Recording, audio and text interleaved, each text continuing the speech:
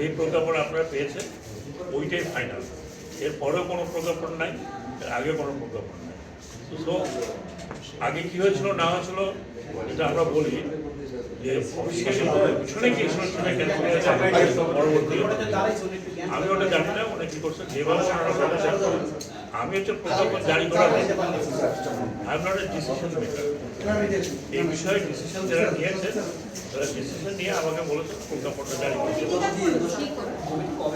কমিটিটা বসবে, এটা প্রযুক্ত বিষয়ে ওনাকে হেড করানো হয়েছে, উনি ডিসাইড করবেন কবে বসবে।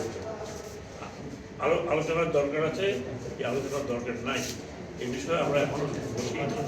তার আগেই এটা প্রত্যাহার করা হয়েছে, সে প্রত্যাহার করার পরে তাদের দাবি দেওয়া আছে কি নাই এটা তাদের লোকজন আসতে পারে বলবে, তখন আমরা বসে তাদের সাথে কথা শুনতে পারবো।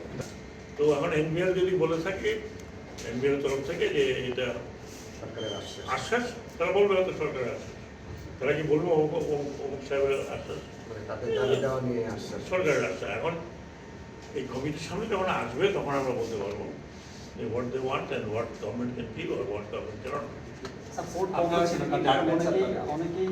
কোর্ট অ্যাকচুয়ালি বন্ধ ছিল না, বোঝাতে হয়েছে কোর্টের যে অবস্থা ছিল 3-4 দিনেরটা অলরেডি এগুলি এক্সপোর্ট হওয়ার কথা ঢুকে গেছে।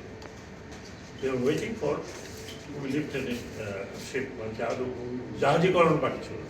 কাজে ওইটাতে কোনো এফেক্ট হয়নি, যেটা এফেক্ট হয়েছে সেটা হচ্ছে এই জাহাজীকরণের পরে যেগুলো ভিতরে যাওয়ার কথা কাস্টম চেকিংয়ের পরে সেগুলোতে এফেক্ট হয়েছে। আমি এখন বলতে পারি, বাট খুব বেশি একটা কিছু না, খুব বেশি হয় না, কারণ 3 দিন তো 3 দিনে যেগুলো উঠে গেছে এখন হয়তো লাস্ট উঠে যাচ্ছে, তো যখন খালি হবে তখন তো নতুনগুলো আসবে। কয়টা ছুটি হয়েছে বলে মনে হয় না, বাট এটা আমি এই মুহূর্তে বলতে পারবো না।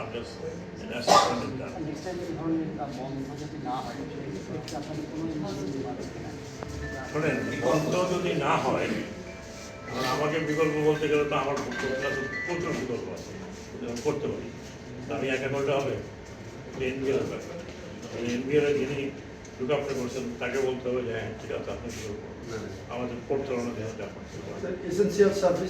Nothing is. শোনেন, কোনো দেশে বাংলাদেশে আপনি নাই বলে কাজ হবে না, বন্ধ ছিল। এখানে তো অনেক বড় বড় লোক কোন দিকে চলে গেছে, তার বন্ধ আছে।